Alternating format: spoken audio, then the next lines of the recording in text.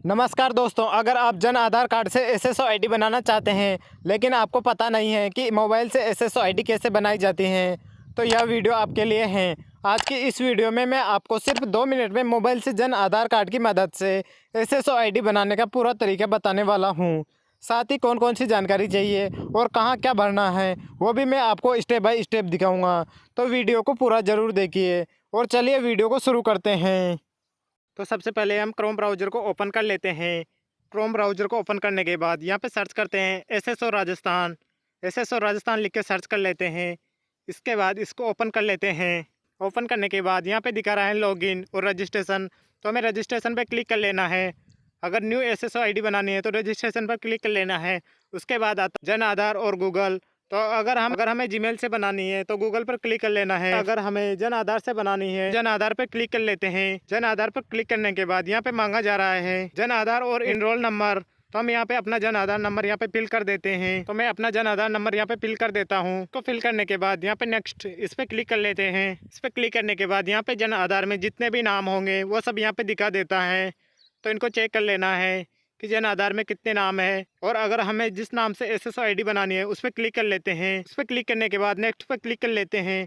Next पर click करने के बाद यहाँ पे जन आधार नंबर, यहाँ पे एक ओटीपी आएगा, तो यहाँ पे क्लिक कर लेना है। तो यहाँ पे टर्म एंड कंडीशन इस पर क्लिक कर लेते हैं। इस पर क्लिक करने के बाद ओटीपी पर क्लिक कर लेना है। इसके बाद यहाँ पे एक ओटीपी आएगा, तो हमें ओटीपी को यहाँ पे फिल कर देते हैं। तो जैसे मेरे मोबाइल में ओटीपी आ चुका है तो हम ओटीपी को यहाँ पे फिल कर देते हैं और ओटीपी मान्य करें इस पे क्लिक कर लेते हैं। इस पे क्लिक करने के बाद यहाँ पे दिखा रहा है, यहाँ पे नाम आ जाता है। यहाँ पे अपनी एसएसओ आईडी बना लेना है। अगर हमें इसमें करेक्शन करना है तो यहाँ पे करेक्शन कर लेना है। जिस नाम से आईडी बनानी है वो नाम यहाँ पे सिलेक्ट कर लेना है। नाम को सही से फिल करना है। नाम भरने के बाद यहाँ पे कुछ अंक लगा देना है या कुछ यहाँ पे कुछ अंक लगा देना है ताकि किसी और की एसएसओ आईडी से मैच ना करे। और इसको भरने के बाद यहाँ पे टिक मार्क इस पे क्लिक कर लेना है। इस पे क्लिक करने से हमें यहाँ पे देखने को मिल जाएगी, अगर हमें इस पर क्लिक कर लिया तो हमें देखने को मिलेगी कि इस नाम से एसएसओ आईडी बनी हुई है ऑलरेडी।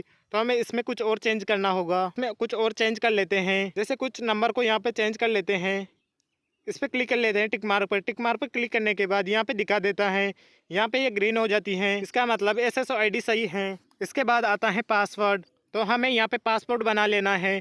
पासपोर्ट बना लेना है। पासपोर्ट कैपिटल में होना चाहिए, स्मॉल में होना चाहिए और स्पेशल कैरेक्टर तीनों में होना चाहिए ताकि पासवर्ड मजबूत बन सके। तो हमें पासवर्ड बना लेना है। यहाँ पे कंफर्म पासवर्ड, इसमें भी वही पासवर्ड फिल करना है जो ऊपर हमने फिल किया था।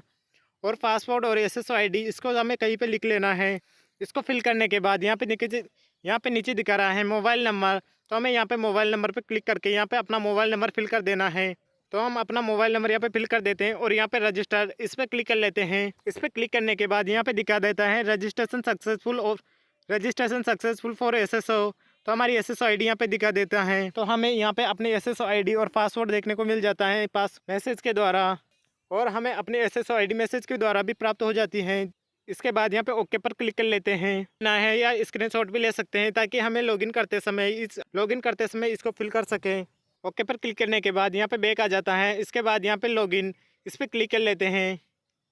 लॉगिन पर क्लिक करने के बाद यहाँ पे अपनी एसएसओ आईडी और पासवर्ड, तो हमें अपनी जो एसएसओ आईडी बनाई थी वो एसएसओ आईडी यहाँ पे फिल कर देने हैं। एसएसओ आईडी फिल करने के बाद यहाँ पे पासवर्ड, तो हमें पासवर्ड भी फिल कर देना है। जो हमने पासवर्ड बनाया था वो पासवर्ड यहाँ पे फिल कर देना है।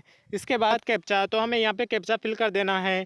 कैप्चा सही से फिल करना है। इसके बाद लॉगिन पर क्लिक कर लेते हैं। लॉगिन पर क्लिक कर लेते हैं। लॉगिन पर क्लिक करने के बाद यहाँ पे हमें अपने एसएसओ आईडी ओपन हो जाते हैं। इसके बाद यहाँ पे अपनी प्रोफाइल देखने को मिल जाती है। तो यहाँ पे हमें फर्स्ट नेम देखने को मिल जाता है, लास्ट नेम यहाँ पे फिल कर देना है अगर नहीं है तो। इसके बाद डिस्प्ले नाम, यहाँ पे अपनी डेट ऑफ बर्थ, यहाँ पे हमें अपनी डेट ऑफ बर्थ सेलेक्ट कर लेनी है। जेंडर इस पे क्लिक करके मेल फीमेल, यहाँ पे मेल फीमेल जो भी है वो फिल कर देना है। Mobile number, address, postal code, city, state, Jan Aadhaar ID, सब कुछ यहाँ पे चेक कर लेने हो और जो कमी है उसको यहाँ पे फिल कर देने हैं। उसके बाद अपडेट पर क्लिक कर लेते हैं और हम दोबारा से लॉगिन कर सकते हैं। तो इस प्रकार से हम अपनी जन आधार कार्ड से अपनी एसएसओ आईडी बना सकते हैं। तो हेलो नमस्कार दोस्तों, कैसे लगे आपको हमारी महत्वपूर्ण जानकारी? अगर जानकारी अच्छी लगी तो वीडियो को लाइक और चैनल को सब्सक्राइब जरूर करें। मिलते हैं एक और नई वीडियो में। धन्यवाद।